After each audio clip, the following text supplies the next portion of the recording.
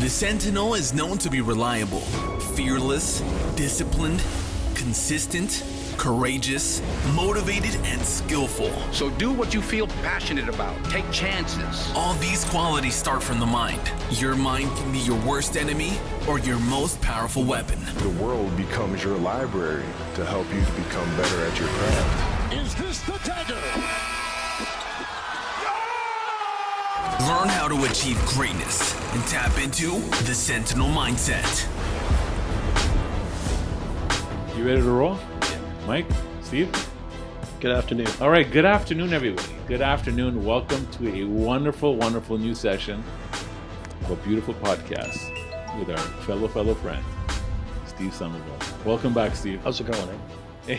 That's for the Canadian version of EP protection. How's it going, Steve, eh? you were in the far north. Far Yeah, north. I was up in Thunder Bay, Ontario, an 18.2-hour drive up there to see our lovely eldest daughter. Wow.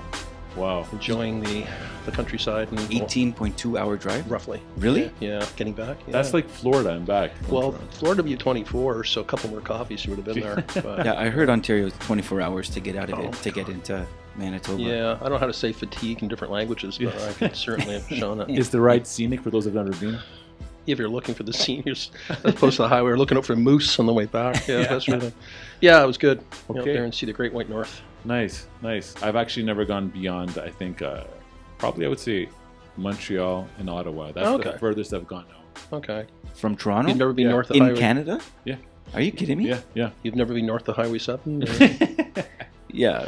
All right. Welcome to Canada. There I you know. go. What There about you go. north? I mean, you went kind of the wrong direction. What's the Actually, no, furthest I'm north? lying. I've been to a place called Chapleau, which is somewhere north. I went on a fishing trip. Sounds like a rapper. Yeah, exactly. Chapleau. Yeah, but it was a nice little vibe there. Nice little vibe. But anyways, forget about me and Chapleau Yeah. and all those other things. Let's talk about Let's stuff. Let's talk about stuff. Let's talk about stuff. So the cool thing is, last time we had you on the show, Steve, we kind of went in deep. We kind of gave background context into how we first were introduced to you. Then we went into how your incredible Stay Safe program really kind of helped us pivot through COVID. And today we're going to go deep. We're going to go even deep into basically, I guess, everything from the mindset to the importance of training, but not just training, but the importance of the application of it with the mindset. Ah, cool. Right? Yeah. So that's kind of like something that I thought would be really good. But before we get into there, I want to share a little story. And it's something that I thought I want to reflect on. Something that I think could help with the mindset. So this was probably in 2017 when we're kind of getting into the middle of our growth. I remember Mike says to me at that time, "Hey, listen, I just finished reading an incredible book by Simon Sinek." The name of the book was, Mike? Start with why? Start with why, okay? Why do people do what they do, right? And to really help me kind of get there, I read the book, and it was just an incredible epiphany of directional movement shift in my mind of what I needed to do to kind of understand what my why was. Then the gentleman, Simon Sinek, held a workshop in New York, and it was for 3 days. So I went there, I signed up, I went down to New York. Mike, again, is the one that referenced it. My wife also referenced it. And I said, you know what, let me just get a little bit of edible growth right now. I mean, edible growth, I'm not saying the wrong thing right now, growth of the mind and education. Okay? Expansion of the mind. Exactly, Yes. yeah. Nothing else. That's it. And I did this. And in that 3 days, one of the things was to help clearly define what my why was, my purpose. And this is what it came up with. To help people see and seize opportunities to live outside the box. Okay? And when I look at how we are now as an organization and what we're doing, everything in the company is done with outside of the box thinking, okay? And it's not held by, it has to be done in this box. For us, it's like, what's kind of, that is the problem, that it's being done by the box. How can we just take it and move it to the next shift and the next, like elevation? So for me, I thought it'd be good to start off with that, because we're going to go a little bit deep today as to, especially in the world of law enforcement and in our sector in the security industry, you know, the goal, the objective is that people that listen to this, it will help them. For companies that are listening to this, it will help them to be able to produce a better product. It will help the individual be able to produce their individual product that can help them move in their career. So that's kind of like the objective and the goal. Well, I mean, it's cool. You kind of just shared that why statement. Let me ask fittingly. Yes. Yeah. Why did that matter? Like, what changed for you? I mean, you've always been highly productive. Anyone who knows you knows you get a lot done. You get it quick, Right. and you like knock it off literally at rapid pace. What did you get from understanding what your why is, your motivator, your objective? Like, what did it do for you? It helped me get more in sync to understand what my purpose is, right? And that's another thing. I mean, we can probably have lots of conversations about these things, but your purpose in life, what is it, right? We asked that question to somebody. And for me, these were the things that we pulled from so I can come up with that why statement, which was I help people. And I've had a career helping people, working in, like, for example, homeless shelters with through over the years with the city of Toronto, right? With the Seton House, and all these things have attributed to how can we continue that movement and do it further out. Okay, so why does it matter? Like when someone starts, we were talking before we started today about people who just got onto the police force. There's a number of Sentinel alumni that have gone onto policing. Yes, that's right. And you said, what would you ask them? What was that question you threw out there? Fair enough. And was it what you thought it would be? Is it what you thought it would be? Yeah. I just had the pleasure a couple of days ago, prior to this podcast, speak to an officer who's just graduated from the Ontario Police College, actually now being hired by Toronto. And she was at her first public meeting without any street experience and getting a little bit of heat from the community, a bit of criticism, a bit of yelling. And this officer indicated that, I have not had any street experience. The first interaction I've had with the public is with you, and you're yelling at me. And that really toned down the adversity. It created a bit of a chuckle moment because there's assumptions from all sides. But there's one thing I want to comment on before we go further today, and it's about the power of a book, the power of reading. And I have a passion for reading. I believe readers are leaders. I teach my kids that. Mm-hmm. And I also, the basis and where I want to really make a point on today is the power of communications and effective communications and being able to communicate with people who don't want to talk to you. And as I've often said, just take it one step further, reading. I've always believed, and I've raised my children to believe, that people who choose not to read have no advantage over a person that can't read. Mm. And those two steps in terms of what we read, what we believe in, what impacts you, what makes you you, mm-hmm. and what makes you be what you want to be. And that can be power associated to reading. So we're going to talk about, if I may, I'd like to talk about reading and the power of influence. And what influences you for the right mind, the right thinking, what power thinking you may or may not have. And we talk about books, and one of my favorite authors is Malcolm Gladwell in his book Outliers.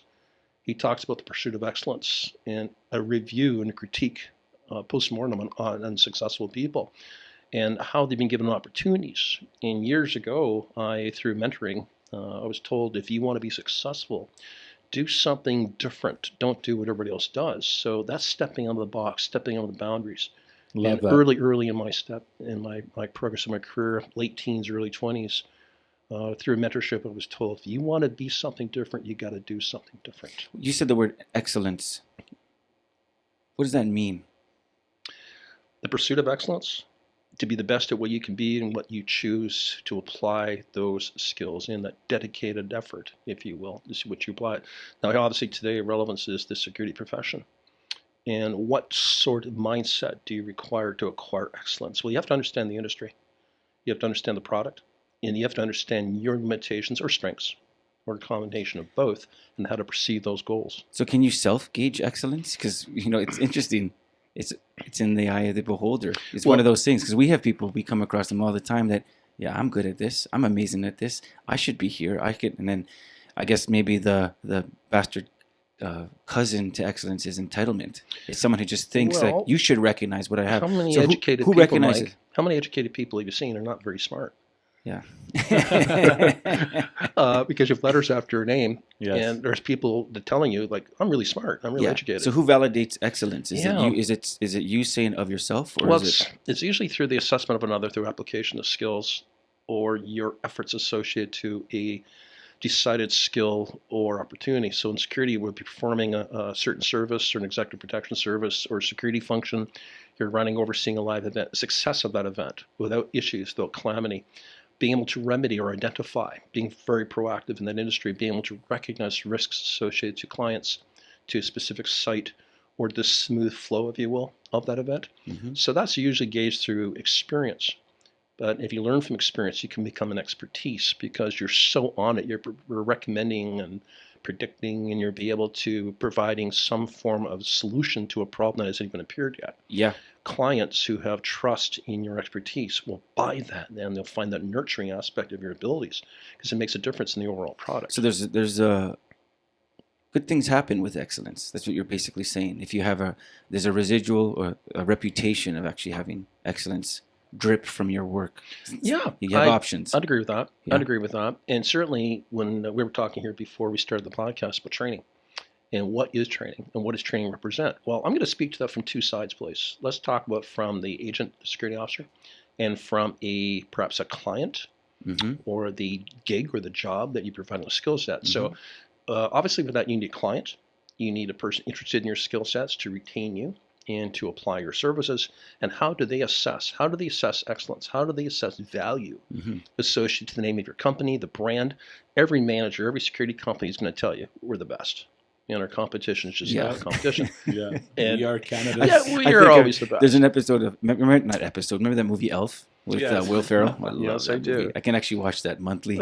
So he's walking in New York. He's first exposure to New York, and he sees a sign, and it says "World's greatest coffee," and he Yeah. pops his head in, and he shouts to the people working in this little cafe, "Congratulations, you guys won world's greatest coffee!" That's right. And they're kind of just looking at Looking him. at So we all boast it, right? We Yeah. do. Yeah. And then how do you really test it? How do you really assess it? Yeah. So Yes. who validates it? Well- Is it self validation or is it Or is someone it, else? or is it a courtroom? Yeah. Ooh. That's a Whoa. You moment, kind of right? don't want it. Checkmate. Yeah, a courtroom. And I That's when your say back's that. We against were the wall. talking about That's actually- perhaps, that's the true test, isn't it? Yeah. To Wow. say the litmus test would be the threshold. Let's just take a look at an application of force where someone's charged or someone's litigated, sued, whichever. And you're now looking at, well, did that go clean? Was it vetted? And if so, at the end of the day, when you're found to be not guilty, there's no judgment, whichever, or you're found your action to be reasonable and necessary, when in totality, that's a good day in the office. Mhm. But we usually find out negligence associated to judgments or awards, or when you hear the horrible word "step into custody," that could be life-changing verbiage to you. So that is obviously one thing. Negative press is another. Bad press. Yeah. You get we're looking at some Instagram videos of Yeah. certain actions involving law enforcement before we started the podcast today. And, we do remedy, we do provide often an opinion. We opine very, very quickly without getting all the facts. And sometimes that frustrates me, if I may say. I'll be honest with you, because it's very quick to jump to judgment. We have limited facts. You don't get all sides of the story. And then sometimes, I think that's wrong. Well, hold on for 1 second. What happened minutes before the video clicked on, the cell phone clicked on? Would you find that useful to see before you opine, right? And often people who create the loudest voice and the loudest opinion know the least about the topic. That's the other issue I find. Yep. So often our critics, if you're an angry person, you have an angry process of assessment review. If you're open-minded, if you're jaded, how much value do you place on that person? But usually a client, let's talk about a client, they want a successful opportunity, a successful gig, and they're looking for the best possible price. I mean, it's pretty simple, right? If you think, let's not make it more complicated. Someone wants to get value. They want. Sure They don't they want. do. They want to be a client. They don't want to be a I victim. want the best price Yeah. price possible. Absolutely. What's the best price? Are you giving me a good price? So when we look at value, we need to take a look at what a person has read, what they've been provided, how they've been tested. Can training groom excellence?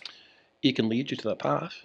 Absolutely. See, people who have experience, and we were just looking at a list here, just recently talking about some of the avenues. See, to have your standard 40-hour security license doesn't, in my humble opinion, promote excellence. It's the basics. Oh yeah. It's just like, I know how to add, I know how to subtract, maybe multiply, maybe not so much, and divide, but as long as you don't ask me to do those skills, I'm going to be I okay. can tell you if it's math or English. Yeah. Yeah. And sometimes we have a challenge with the industry to determine what you're trying to say. Yeah. We have the communication glitch. But certainly, when we start looking at excellence, excellence is often based on the presumption of education. Education allows a person to exercise judgment at a different level. I have the old tagline, cliche, you don't know what you don't know. Yes. And what I mean by that is if you have a false sense of understanding and you exercise judgment of something, you're going to get some people into trouble, perhaps including yourself. Yeah. So I think you've committed an offense and I lay my hands on you and I find out later I had no such authority or you did commit an offense. That's Right. an oops moment. Yes. And hopefully you have a very passionate or compassionate insurance company that's going to be able to assist you with that. But the reality is an educated person usually makes more educated decisions. However, depending on the arena that you are asked to provide that opinion in, that could change. So we're talking about the reality of training. You're talking about mindset. Yes. You know, when we read books, usually you're relaxed. You know, when we dine, when we share, laugh, we enjoy a beverage, coffee with our friends or colleagues, you're usually really relaxed. You're in a non-threatening environment. I read and drive. You know, it's nice and relaxed. Yeah, that's called the parasympathetic nervous system. I don't know if you're familiar with that No, term. never heard it before. No. It's a part of the autonomic nervous system. It's what makes you you. It's what makes you, without thinking, to draw a breath, breathe out, to move your arms, to blink your eyes. Mm-hmm. What changes is when your body starts to go through the sympathetic nervous system. That is a different process. That starts to initiate the fight or flight response. That's when you're sensing risk. That's when you sense things are going awry. You might experience a rise in your heartbeat. If you have a Fitbit and you clip on, you can see what your heart rate's at. When you start to see digits starting to expand on your Fitbit, I have one, by the way, where you are able to now start to see my heart rate has gone from 70 to 80 to 90, 120, 130, and it's through a conversation or a presumption that there could be violence in front of me. You now have a different human being. Yes. With the chemicals that pour into your system, we need to recognize in a potentially violent world in security or law enforcement, have people being trained to apply these skills in a stressful environment, sympathetic nervous system arousal. When it's become 911 for you, you're going to become a different human being. Mm-hmm. And this is different than suggesting, like, have you ever been in a fight or been in an altercation before? It's much different because now you have a role and an expectation. You're working under the limits or thresholds of law and principles. Either it's pursuant to your license for the criminal code, et cetera. I'll be for another topic what those parameters versus would be. instinct and emotion. Yeah, instinct, blink, something occurs and you do something, boom, you're on it, right? And now you're confronted with something you may have not had that experience. That's why it's workable when you start to assess training. Have we provided training to people where their heart rates are up, where their blood pressure's up? And now we can assess and test and evaluate where they're at and how they respond. We were laughing about an experience recently where actually with your firm, we took them through a training situation where we created a scenario, and it was a scenario involving an arrest, and we had a couple of agents or guards involved, and each had a different response, and it was videotaped. So what happened, we asked them questions, asked them to write a notebook, asked them to write down their occurrence, give a report, and now we simulated a courtroom experience. And this is now the ability to testify, the provision of testimony, which I believe is a relevant, should be material aspect for security guards' roles to be able to articulate what you saw and what you did. And we saw the stressors associated to participants, even though it was a training scenario, start to get a little frustrated, start to get a little agitated, almost got a little bit annoyed at my, perhaps, questions. And when I pointed out to them, they appeared to be getting angry, they got more angry, but of course denied it. Right, which is interesting. And then when I asked them, why is your notes suggest one thing? And the video, when we played a video, was different. So which is truthful? Which is the video truthful? That's not lying. Videos have no agenda. And your report. So were you negligent with your report? Were you trying to hold back? Why did you strike? Why did you not strike? You weren't. And this was an interesting. And when we finally said, stop, time, what a learning process for the person. Because later he approached me and he said, I've never experienced that before. Want to again. Yeah. I want to again because welcomed it. I never anticipated myself responding. And he said to me later, with all due respect, yeah, you thoroughly pissed me off. Yeah. But it was me.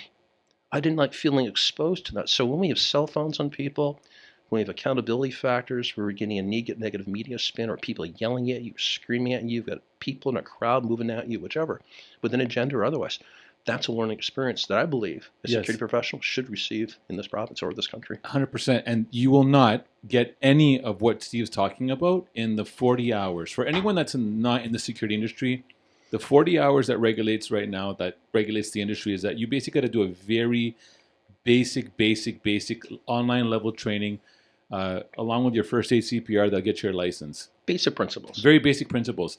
And it is in our humble experience as professionals, and also I would like to say as experts in our industry, that this is not enough to be able to function in your role for the majority of the work in security. And we're finding this out more than ever in healthcare. Steve, I don't know if you know this or not, but on average, and Mike, I think Mike knows this. Of course Mike knows this. He's What do you nodding mean? his head. So On average, Yeah, I'm not in ahead of time. we have anywhere from 5 to 14,000 resumes come into the company on a monthly basis. Okay, I did not know that. and a lot of that has to do with our pay, and a lot of that also has to do with our training. Now, I probably also am going to say a statement which I think is true, and that is we're probably the only company that I know of in Canada that actually has scenario-based training. Okay, it's a brand new set of training that was established alongside with you, Steve, with the Stay Safe programs back in the summer. And it's I'd something say consistent. Maybe there's probably other companies that do an element of scenario. Right. We do consistent scenario. Exactly. Yeah, and we started actually in the fall of 2020. Fall 20. That's Yeah, right. yeah. So when we look at that, Steve, about what the amount of people that come in and apply to the company, one of the biggest things that I like to do is go deep and find out about what kind of training do they have. Okay. And at the end of the day, we're going to pour into you. So it doesn't matter what you're coming into. We're going to pour into you. But when you hear that the lack of training is being provided to these people that are coming into companies, it blows my mind, because as an owner of a company, I'm thinking, man, are people not worried about lawsuits? Are they not worried about injury to their workers? Are they not worried about injury to patrons and just to the public? And it's just something that is oozed with negligence. Okay, so we've been talking a lot about this, and recently we met with Kevin Barton, a branding strategist, because we always like to elevate the game. We always want to just really move. And again, when I've said this many, many times, when I talk about revolutionizing the security industry, I'm talking about putting massive change in the industry. And one of the things that we came down to and worked on, which I'm really proud, I'm going to read it. It's in front of you as well, Steve, right now. Okay. But this is called Elevating the Industry. And by the way, our new website has launched. By the time you get to hear this, you will be able to experience this. Elevating the Industry. We say in an effort to elevate the standard in the security industry in Ontario, we are lobbying the Ministry of the Solicitor General to update the ministry. To update. Oh my goodness, I'm getting a phone call. To update the current criteria in the Private Security and Investigators Act.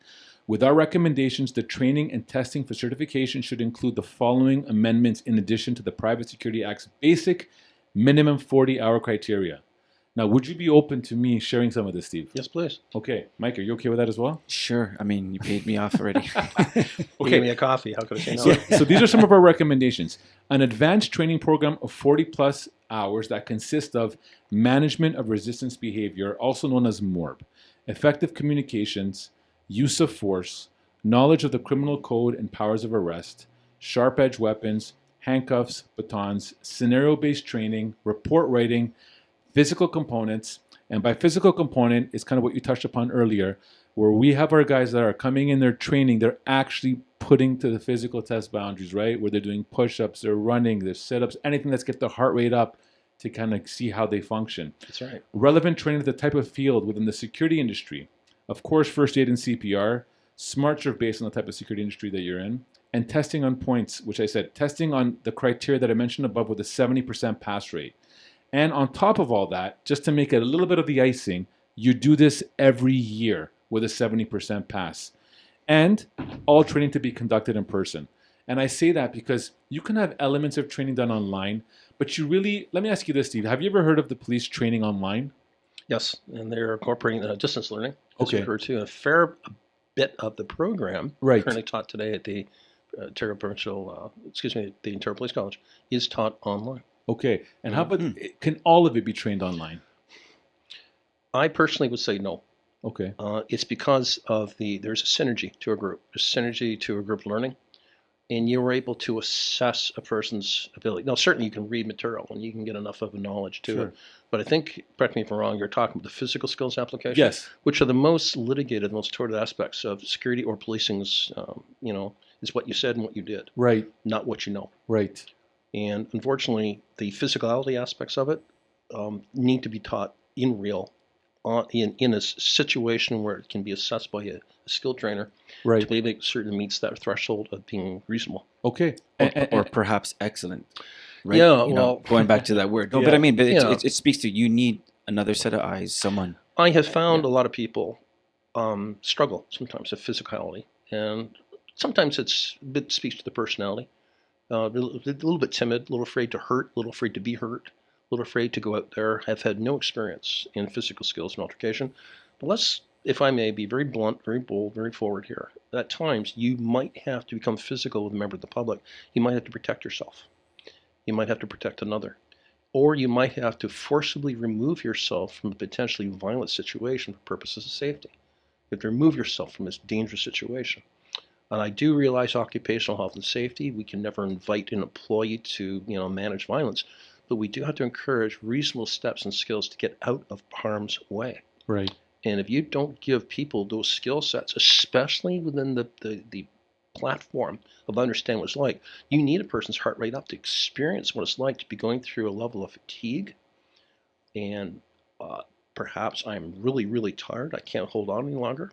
To give that person the experience and the confidence to recognize they could do it successfully and hold on until the policing authorities or your backup or, security comes to your assistance. And the humble pie that if they thought they were Rambo and realized they were a runt, that they could say, okay, it's not as easy. Because guys make huge boasts, guys, and I mean it mostly the males out there that say, oh yeah, I would just do this. If someone did this, if there was an active shooter, I'd just surprise him from the top and get him in a rear naked choke. Like, these conversations exist. We have, if you're a UFC fan. Yeah. Saturday. For those who are watching us, I'm a UFC fan, and we have Conor McGregor fighting this Saturday. Hey. Yeah. So, but Conor's lost a number it. of times. He's made mistakes, and he's arguably a world-class athlete, one of the best, an elite of excellence. But even excellent people, knowing they're going into a situation of altercation where you're trying to punch me and I'm trying to punch you, sometimes we make mistakes. And Conor has been knocked out. He's been knocked down. He can't defend and he submits. He taps out. I don't know what the projection will be for this weekend, but point being is when you talk about excellence in altercations, there's never a guaranteed victor because world-class athletes can make mistakes and lose. We're no different. And how many people do you know train like a world-class athlete? See, a lot of people I find the only time they'll train in your programs is when they're required to, when they're bound to. And it's a part of their employment requirements. Recertification, it's a pain in the butt for them. I got to come back out, the rolling of the eyes and the sign. Back to mindset. Yeah, mindset. You have other people that train on their own, they're very healthy in their lifestyle, and that's a part of the lifestyle, not part of their occupation. Same in policing. I can't really give you a specific number or percentage of how many police officers work out. But it's certainly not the majority. Officers will recertify and requalify yearly because they have to, not because they choose to. It's not their lifestyle, it's their occupation. So we have excellence. There's no such thing as excellence in a confrontation. You're going to be struck. World-class athletes, even the winners, are struck hundreds of times, plethora of times. Right. And you can prevent that. So when we factor that into our skill sets, you're going to be hurt. You're going to be struck. You're going to be exposed to violence. So we need to give the people the reasonable skills to experience the confidence, to also recognize that you should not allow ego to stand in front of you to make decisions where perhaps you need to step back. That's key. I think, excellence is maybe your objective in training, right? But in the field, when you're actually tested to execute excellence, it's impossible. Well, it's impossible. Yeah, and you're, not to make you blush, but I would say movie star, but this guy earns a living, cinema, check him out, hardcore characters. Yeah. One of my favorite actors, Clint Eastwood. Oh, I thought you were going to say it was Mike. Oh, yeah. Well, of course it is. Clint Eastwood said in a movie Back and Force that every good man must realize his limitations. Yes. And do you, not you specifically, but do you? And what areas do you go? And by the way, it's one thing to win, it's another one to be held accountable for what you do. We're talking about U.S. trainers in U.S. symposiums that we're soon to be going to. And the court defensibility, a lot of stuff we're seeing being performed by other entities are not court defensible in Canada. So I could not promote a training scenario that's going to allow a person to be considered a jail time, and hopefully your cellmate has a sense of humor. Yeah. Hopefully. Well, look, listen, that's powerful. It 100% is. When you think of the mindset of what I just listed right now about the recommendations, okay? Or forget that. Why do you think, Steve, that so many people or companies are pushing training away? They're not making it as part of the staple in the foundation. I mean, just to kind of throw one more thing in there, I wasn't always thinking the way I think right now when it comes to training, right? For me, it was like, we have good people. I mean, they can communicate well. they should be good. So maybe you should answer this question first. Yes. The question of why. I mean, Yes. you said you were lost, but now you're found. So what was the difference? Well, I told this to Steve today on another topic about something else. I said, Steve, when we first sent in our people to be trainers under the Stay Safe program, even though they came back and they directly from their mouth said that they had a life-changing experience and a mentality so they can kind of pour into our people, Right. I still didn't understand the connection until we stepped in heavily into the shifting and transformation of pivoting our company into healthcare. Sure. Okay. And it was in that time where I actually I dove in and I, like a sponge, I soaked everything that was getting pushed out. And remember, there wasn't work. It was just training. So I saw it all. And what I saw was people's lives literally being transformed to the point where today, as we currently work in healthcare, the work that is being done by our people, the communication that is oozing out, the empathy that is oozing out is actually creating incredible change where we're noticing code whites are being reduced dramatically. I mean, we've heard some stats yet as much as 50% based on the way they're coming into a situation with their mindset. So I'm a believer. That how much training can transform an individual. But I also know that there's a lot of people out there that look at this with a Russian roulette mentality where it's probably not going to happen. Yeah.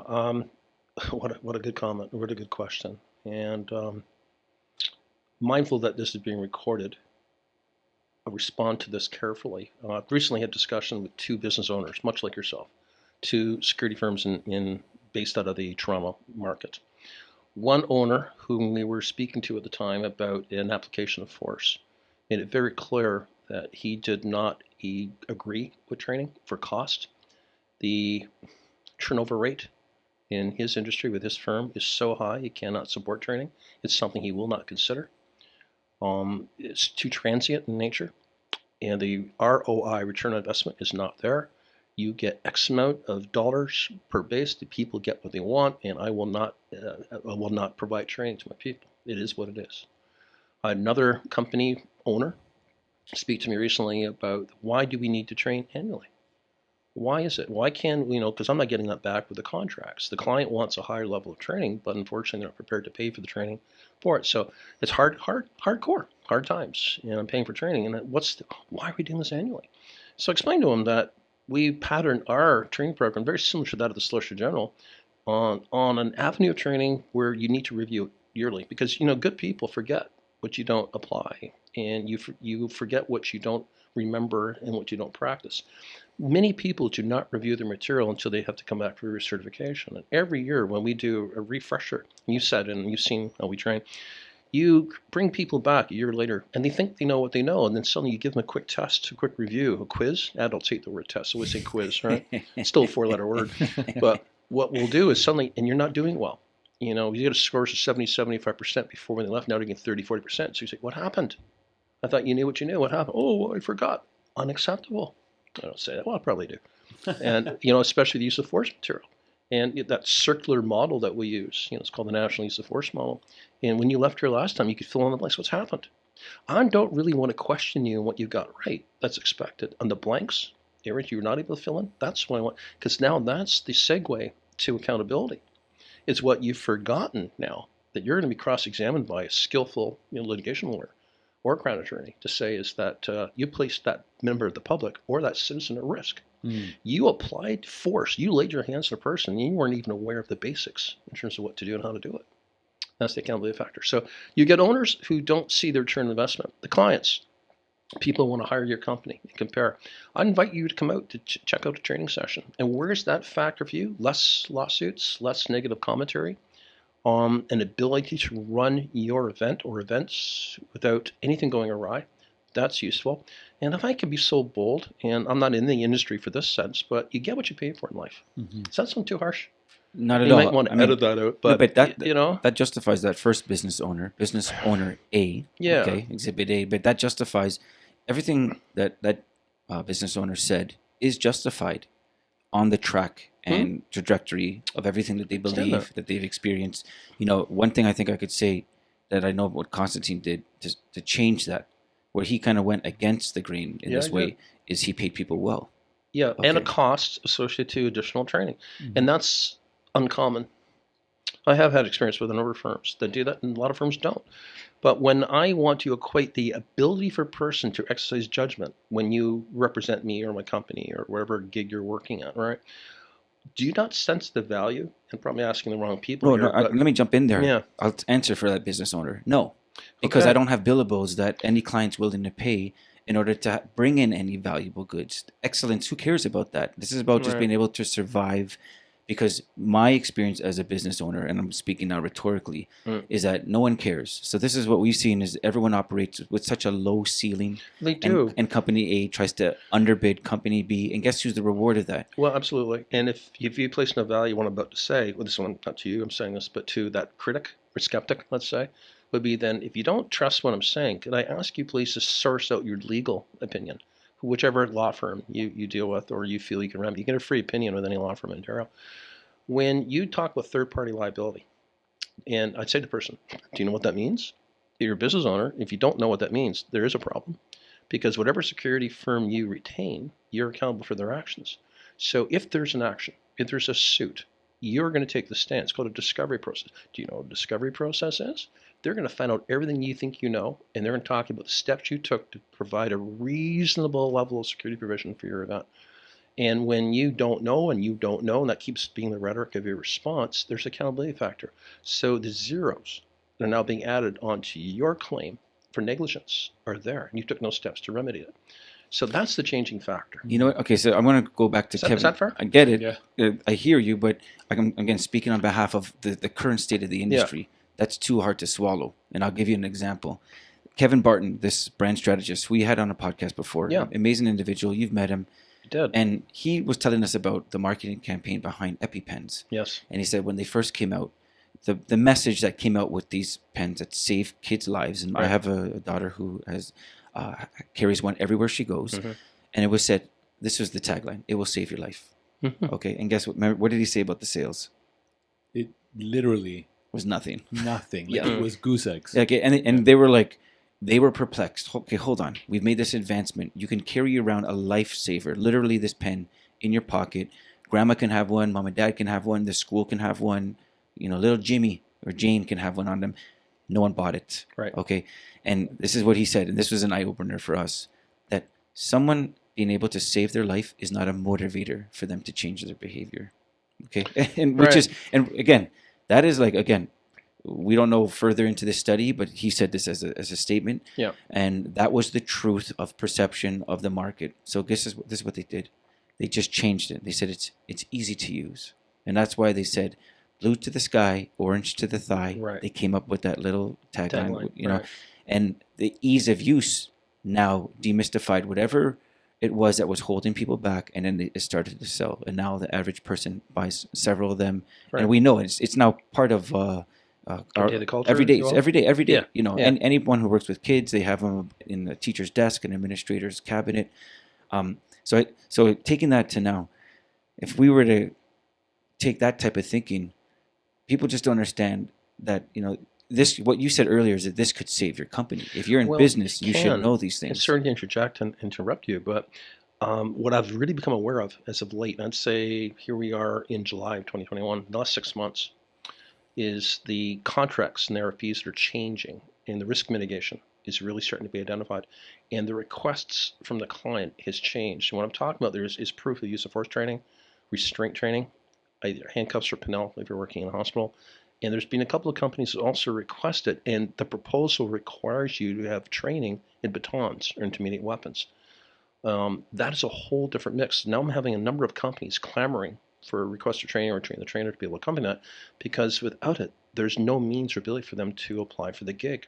So a background about, you're getting an educated consumer, an educated client. It's changing the industry by saying, we're not interested in your services unless you can provide these skill sets.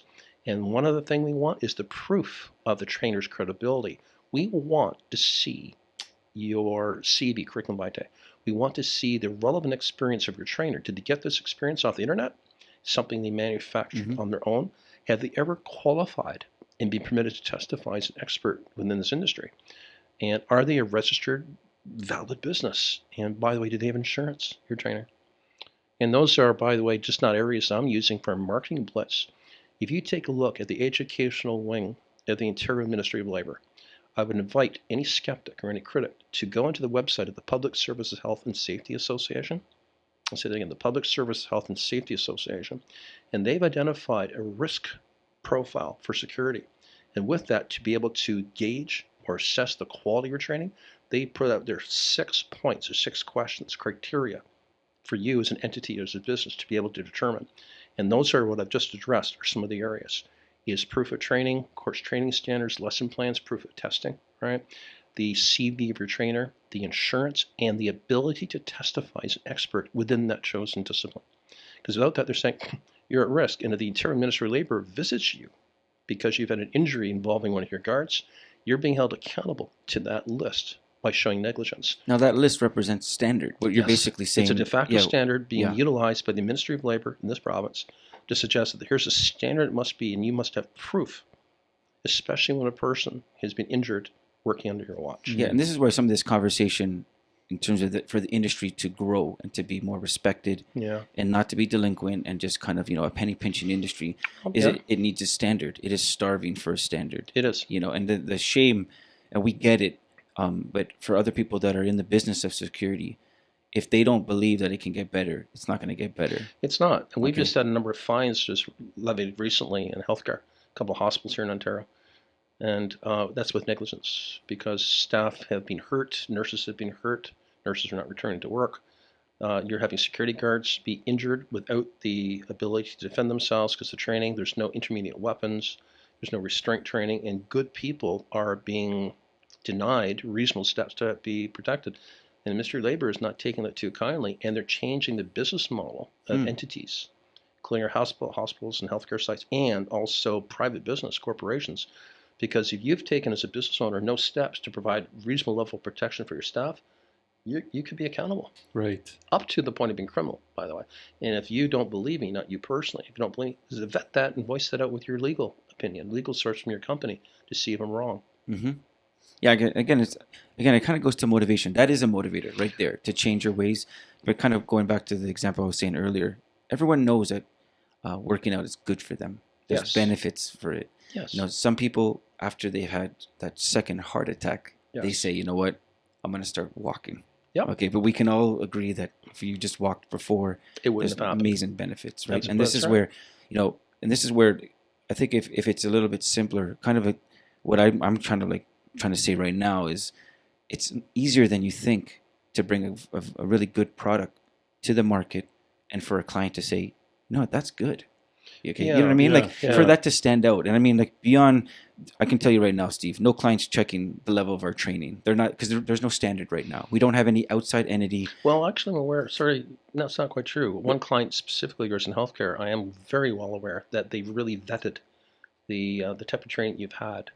Very true. And they've been up here and they've seen it, and it's the same type of training that I stand corrected. Absolutely. Again, I'm not saying that to be disingenuous with you. It's just saying, and that was the basis of the contract being awarded to you. Yes. It was the excellence in the training. Yes. And they didn't determine my company. They said, you have to have this, and this. There was a plethora of areas. You met and exceeded standard.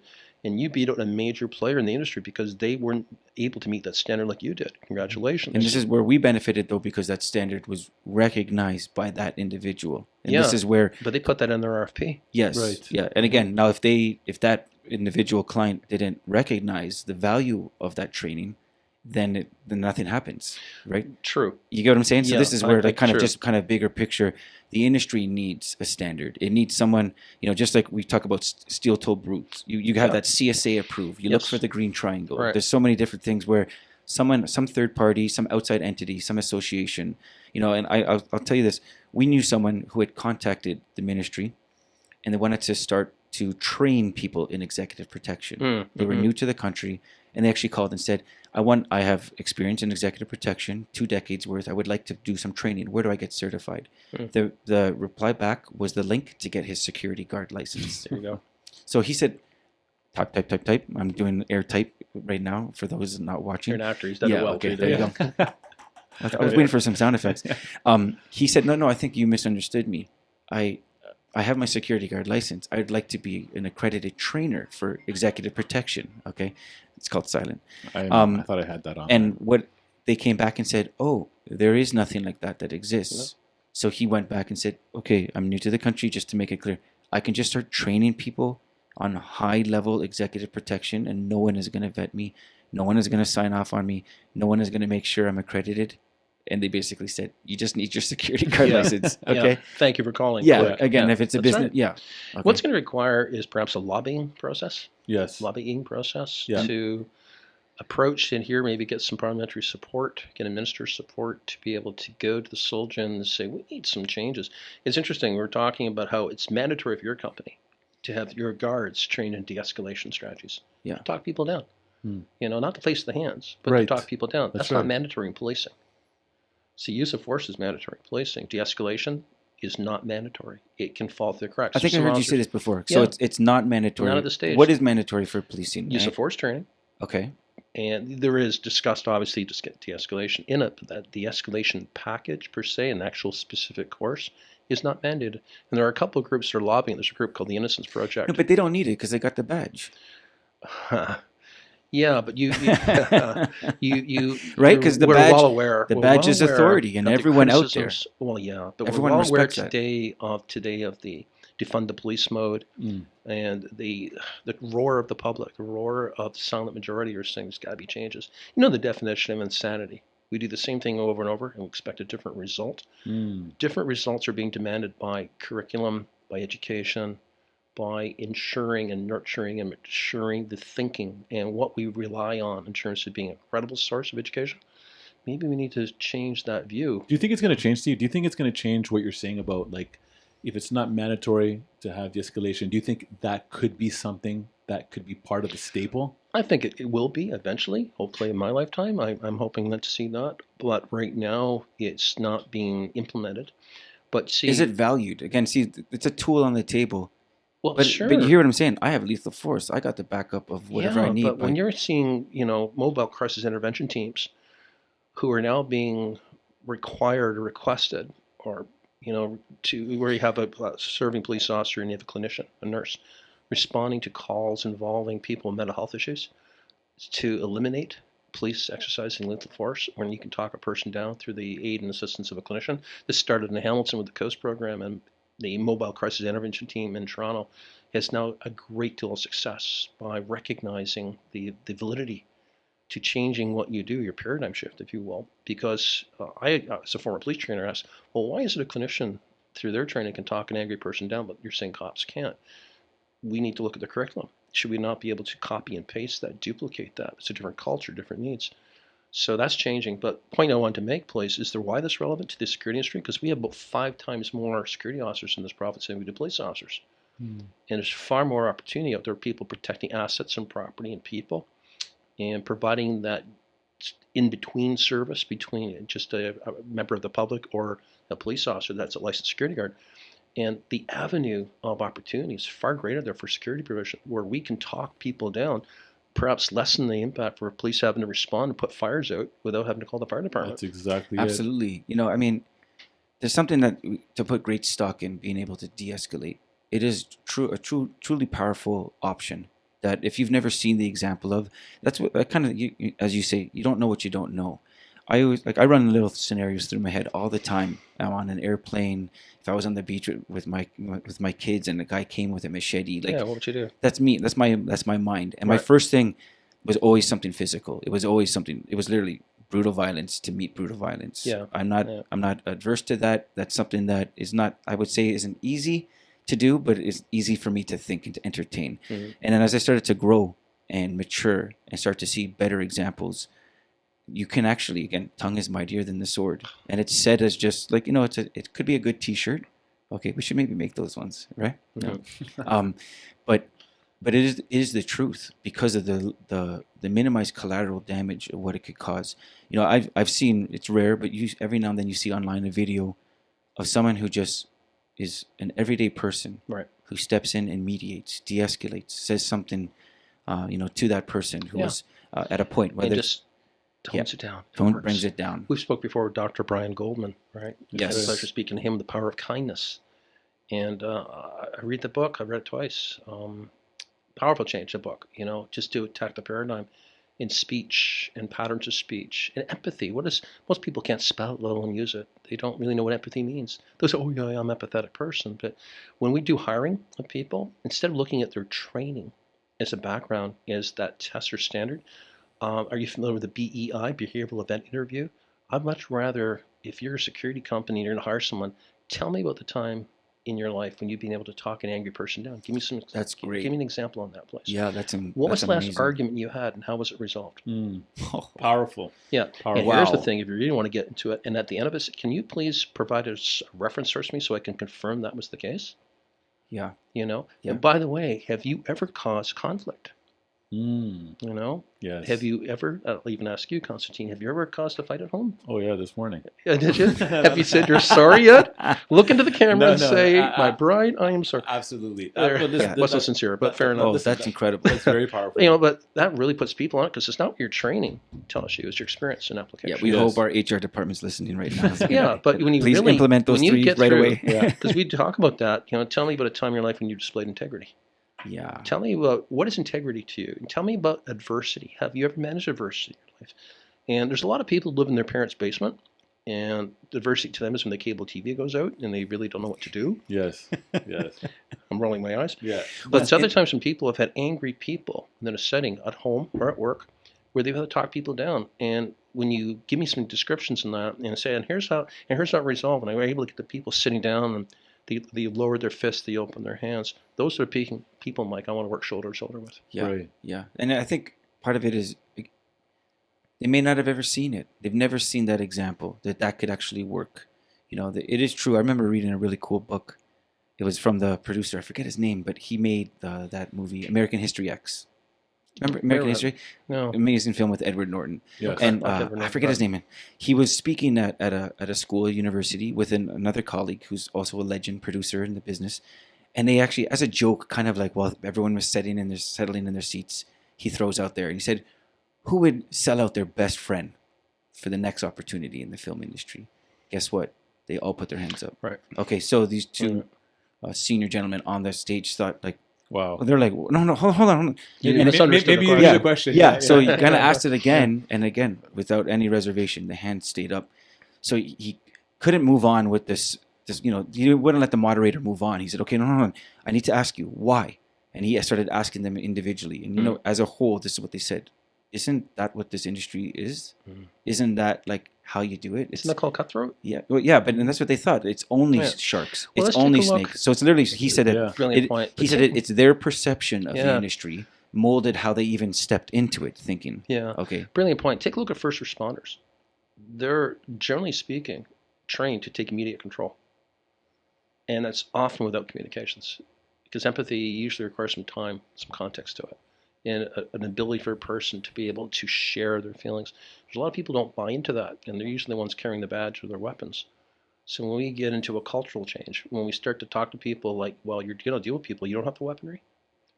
It's what other first responders do, and you're going to have to use this and recognize that's a great, brilliant tool. That's the validity as to where this industry needs to go. So when we talk about more or effective communications, the escalations training, that's one factor that we be able to deal with. In our training here, as you remember, with the scenarios, we were talking down role-playing with actors and your colleagues, Miguel, who came in, plug for Miguel. Also, it's the fact that he was acting as a mental health. My son came in and was portraying, a mental health patient, and my boy lives with autism, so he's always has a challenge associated to filters, and lack of it. When people empathetically start talking to people, do you remember people, your team members turn and said, "I don't know what to say, I don't know what to do"? yes, What a brilliant teaching moment, because that had nothing to do with legislation or policy or procedure. It was interacting with a person in crisis. So instead of throwing that person under the bus and saying, next, what we gave them is right there, a learning process. Now you're open. It's a very humbling moment when an adult, a human being turns to you, I don't know what to do. yes, So we give them some opportunities. What are you thinking? What are you feeling? Well, I would say this. It's good. Roll on. And we'd skip back on and we're able to, and it worked. yeah. I think one of the things that we did that was really cool is in this training to prepare was there was an invite to honesty. That in Yeah, order to good really point. train and to really commit and to really grow, it's okay to be honest, and it's okay to say if you don't like if the next isn't pulling their weight, because we had some who showed up late. And when they were late, you ask the rest that were there on time and were prepared. How do you feel when this person comes in late? Mm-hmm. Well, and then you're getting these real candid thoughts, and there started to be an accountability to each other in the training. And I think that's one of the most amazing things about training is when you train with other people, something special happens. That's right. It does. There's synergy associated to it. Yeah. And to recognize how we interact with others. And I'm sorry, I have a hard time putting value on that in terms of the video or just a loan-based training medium where you have no means to apply that to other people. And the actors, the acting components, that really made a difference, especially with many de-escalation drills. And yeah, we all had examples when you had to apply hands on people, but even during that time, trying to solicit voluntary compliance, the best form of compliance, without a person without striking them, restraining a person without striking them, what really eliminated constant acts up, we could punch him quickly and hopefully take him into control. But to restrain him without having to just I don't know how he's going to respond to that. Yeah, put that out there. He's drinking his beverage now. Where's Steve going with this? But point being is that we would be able to incorporate verbal skills to eliminate and mitigate the need to strike him. Yes. Again, I think maybe it's either the lack of emphasis, maybe the lack of example, maybe a mix of why maybe police aren't. And it's the value associated to training and the costing associated to that to get a better product. Yeah. See, one thing Because it costs money, Steve. It costs money. does. But one thing we've also, which I think your viewer needs to know, through the training, you've also vetted people who have gone through the interview stage. But once we got through the training, we collectively spoke saying that person's not suitable for this industry. Yes. And that's powerful because we churned away, despite there's hard cost to you. And this is a bit of a kudos to you. You decided not to utilize that staff member because of their comments, their responses and behaviors that you picked up in training. And said, not useful. Now I know who the problem is. It's the client. Because all those clients out there, prospective clients, you were willing to hire, lowball security because you didn't care whether it was good or not. Yeah. And that's I'm being facetious there. No, but you're bang right on. It sounds a little too tumultuous for me to say that. But I'm not being disrespectful. I don't judge a person how much they earn. I'm not saying that for a second. I'm talking about your integrity is not assessed by how much money you have in your pocket. Agreed. Far from it. I'm not even going there. Yeah. But I'm saying is the opportunity through experience, to have that experience, and I won't mention names, I don't want anyone to embarrass anybody, but what a better person they are after they've had that experience of sort of, I don't know what to do. That's an epiphany. And to give them the opportunity and show that it works, they walk out of the world with different confidence and an impact that they've never experienced before, that they've never read in a book or a video or anything that you could write on a screen with a PowerPoint presentation. We have someone on our team who had very strong hard skills. It was necessary for them to work in protection from their home country. They came here. They were hard. Yes. Maybe jaded. Yes. A little sharp edged. I know who you mean. Yes. Yeah. And scary. when they heard the word empathy, yeah. And I remember just, let's just say that they probably were not sitting at the edge of their chairs thinking, wow, I've never learned this on this part of the world. Mm-hmm. Okay. Because it was never necessary. It didn't matter. It was a non-variable in their environment, working in protection. That's right. And as we learned about healthcare and how important empathy was, for us, it's pretty amazing to see. It was just a word until it became literally like, the wedge in the rock that opened up this whole new world to us. Okay. And we had people, we've experienced it kind of working at a higher level of security, knowing it's effective. And I've been there right on the floor with people. Right. And, you have a choice if you're going to be louder than them, be more aggressive than them, and somehow chop them down by making them smaller because you have more authority, or however, whatever you choose to do. That's right. But then you started to see that there's trade-off to that. And that means that when you go to your car at the night, it might be something dangerous. You don't know what's going to happen next. They know where you work. They can come back the next day. Yes, they can. And we started to realize, oh man, because there's two languages in the street. There's money, which is a language. We all get it. And there's another one, respect. And even someone who is very criminally minded, if you're respectful with them, guess what? They'll be civil and respectful with you back. It's incredible. If you douse them with respect and a very respectful manner in how you speak, right. They will even curb their street instinct, yes, and they'll talk and they'll say, you know what? Okay, thanks. And I've had guys even shake my hand because I didn't bring them into the disrespect arena that they are truly a gladiator in. That's right. Okay, so I bring that up because I bring that up because unless you experience it, you don't really understand how valuable it is. And I remember taking note and seeing other people's examples and seeing that was a far better outcome. And we would have these conversations. What if we just took them over physically? We know we could have, but where would it land us? And we weren't even talking court and being liable. It was just on the aspect of, was there a better way? A better way or a different way. Yeah.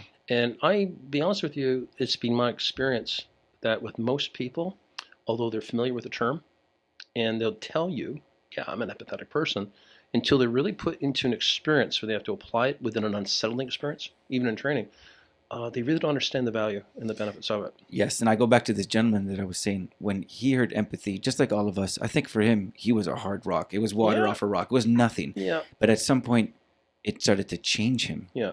And I remember in some of the training scenarios, you can see that he just was not going to enjoy this. You're right. And maybe language was even a factor as Absolutely. well. Okay. Yeah.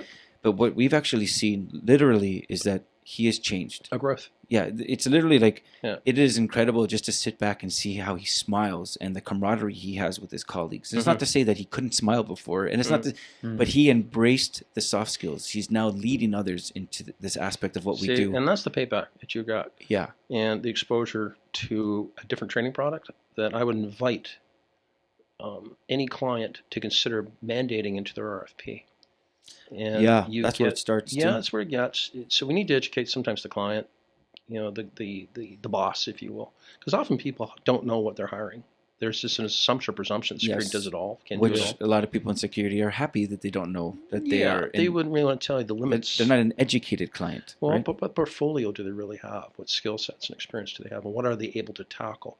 It's the same thing as I think you recognize you have security officers. Doesn't make them a supervisor.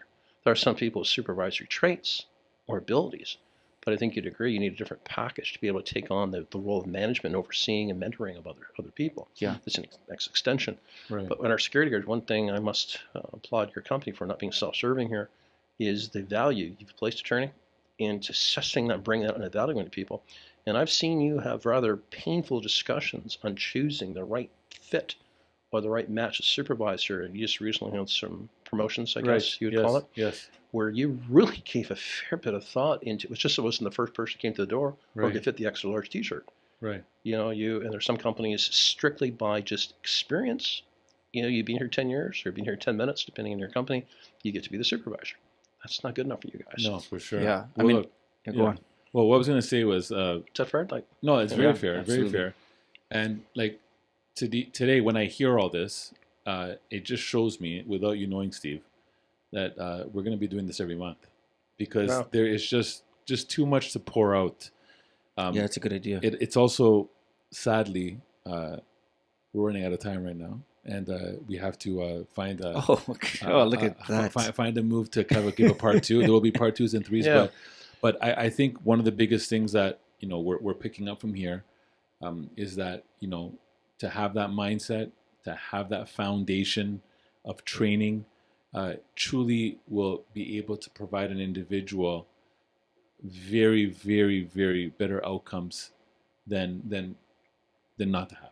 Right. I agree. And maybe in the future we could break down some of the training components that we offer and why we believe there's value, and offer that to your viewers' consideration to see. So break down some of the scopes and discuss why we place emphasis on certain areas of that curriculum and what we're looking for when we do a scenario.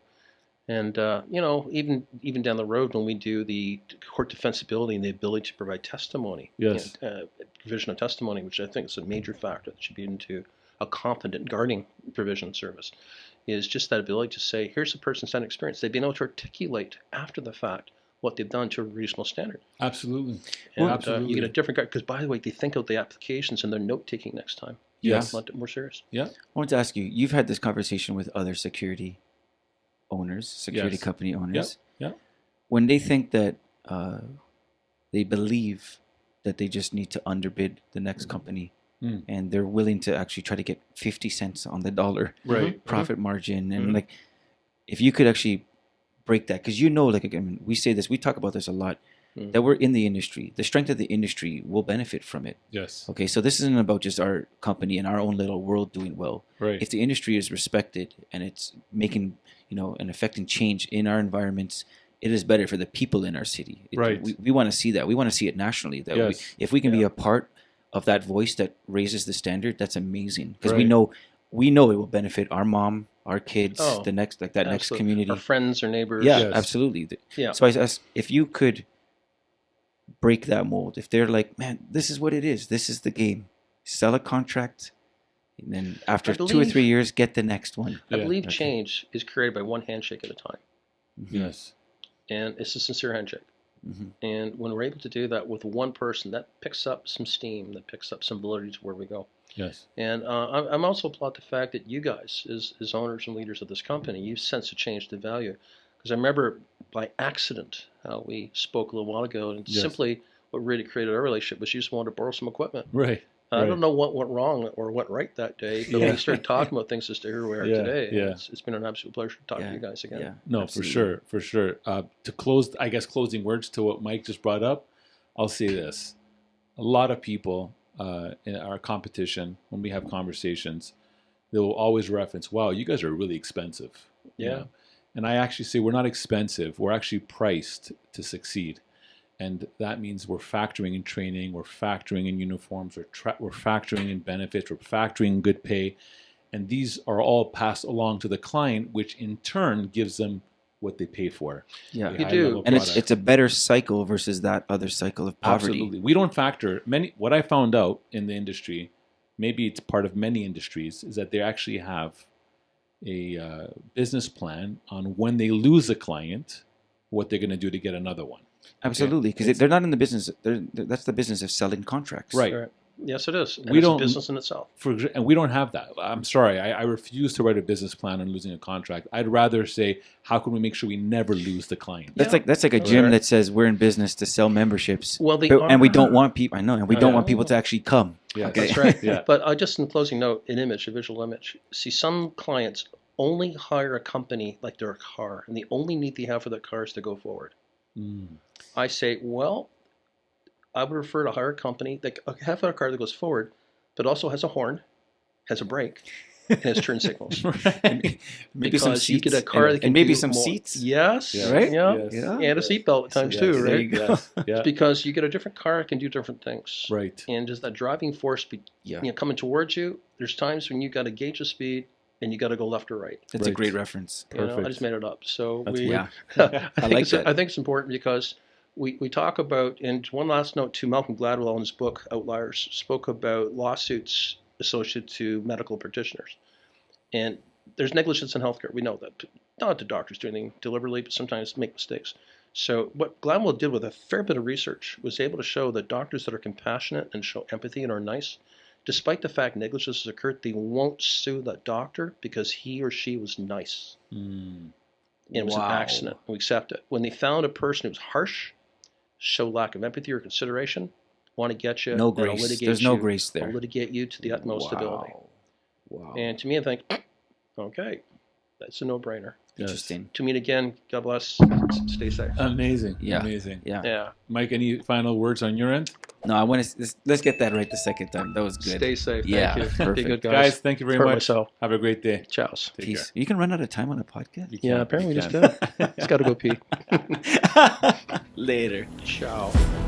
This podcast is brought to you by Executive Protection Lifestyle Canada. Make sure to drop by next week and don't forget to subscribe.